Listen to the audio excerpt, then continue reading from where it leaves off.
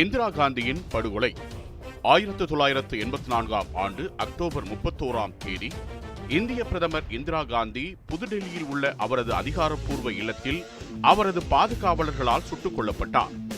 1970கள் மற்றும் 1980களில் காலிஸ்தான் என்ற தனிநாடு கோரி சீக்கியர்களில் ஒரு பிரிவினர் போராடி வந்தனர். ஜர்னைல் சிங் பிந்தரன் வாலே பிரிவினைவாத தீவிரவாதிகளின் தலைவராக இருந்தார். அவர் தனது ஆதரவாளர்களுடன் சீக்கியர்களின் புனித தலமான அமிர்தசரஸ் பொற்கோயிலின் வளாகத்தை தளமாக கொண்டு செயல்பட்டு வந்தார். பிரிவினைவாதத்தை அடக்கும் முயற்சிகளின் ஒரு பகுதியாக பிந்தரன் வாலே மற்றும் அவரது ஆயுதமேந்திய ஆதரவாளர்களை பொற்கோயிலில் இருந்து வெளியேற்ற வேண்டிய அவசியம் அரசுக்கு ஏற்பட்டது. இதையடுத்து பிரதமர் இந்திரா காந்தி 1984 ஜூன் மாதத்தில் பொற்கோயிலுக்குள் பதுங்கியிருக்கும் தீவிரவாதிகளை அகற்றும் நடவடிக்கைக்கு அனுமதி அளித்தார். இதையடுத்து ஆபரேஷன் ப்ளூ ஸ்டார் என்ற அதிரடி நடவடிக்கையை ராணுவம் மேற்கொண்டது. இந்த நடவடிக்கையின் போது ராணுவ வீரர்கள் பொற்கோயிலுக்குள் நுழைந்து அங்கு பதுங்கியிருந்த தீவிரவாதிகள் மீது தாக்குதல் நடத்தினர்.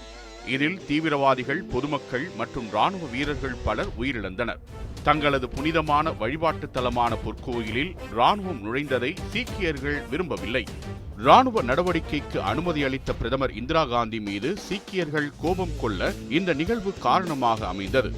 இந்திரா காந்தியின் தனிப்பட்ட பாதுகாவலர்களாக இருந்த பியான் சிங்கும் சத்வந்த் சிங்கும் ஆபரேஷன் ப்ளூ ஸ்டார் நடவடிக்கைக்கு பழிவாங்க எண்ணி அதற்கான வாய்ப்பிற்காக காத்திருந்தனர். 1984 அக்டோபர் 31 காலையில் இந்திரா காந்தி சப்தர்ஜங் சாலையில் உள்ள தனது அலுவலக இல்லத்திலிருந்து அக்பர் சாலையில் உள்ள மற்றொரு அலுவலகத்திற்கு ஒரு சிறிய பாதையில் நடந்து சென்ற போது காவலுக்கு இருந்த பியான் சிங் தனது கைத்துப்பாக்கியால் அவரை சுட்டார். அதே நேரத்தில் அங்கிருந்த சத்வந்த் சிங்கும் தனது ஸ்டென் கன் என்ற துப்பாக்கியால் இந்திரா காந்தியின் மீது சரமாரியாக சுட்டார். அப்போது மற்ற பாதுகாப்பு வீரர்கள் நடத்திய துப்பாக்கிச் சூட்டில் பியான் சிங் கொல்லப்பட்டார். சத்வந்த் சிங் கைது செய்யப்பட்டார். இந்திரா காந்தி உடனடியாக டெல்லியில் உள்ள எய்ம்ஸ் மருத்துவமனைக்கு கொண்டு செல்லப்பட்டார். சுமார் 4 மணி நேர போராட்டத்திற்கு பிறகு அவர் இறந்துவிட்டதாக அறிவிக்கப்பட்டது. பிரதமரின் படுகொலை செய்தி வெளியான உடனேயே வட இந்தியாவில், குறிப்பாக புதுடெல்லியில் சீக்கியர்களுக்கு எதிரான வன்முறை கலவரங்கள் வெடித்தன. புதுடெல்லியிலும் பிற நகரங்களிலும் சீக்கியர்கள் மீது தாக்குதல்கள் நடத்தப்பட்டன. சீக்கிய ஆண்களும் பெண்களும் கொடூரமாக தாக்கப்பட்டனர். வீடுகளும் கடைகளும் சூறையாடப்பட்டு தீக்கிரையாக்கப்பட்டன. 3 நாட்களுக்கும் மேலாக நீடித்த இந்த கலவரத்தில் சுமார் 3000 சீக்கியர்கள் கொல்லப்பட்டனர்.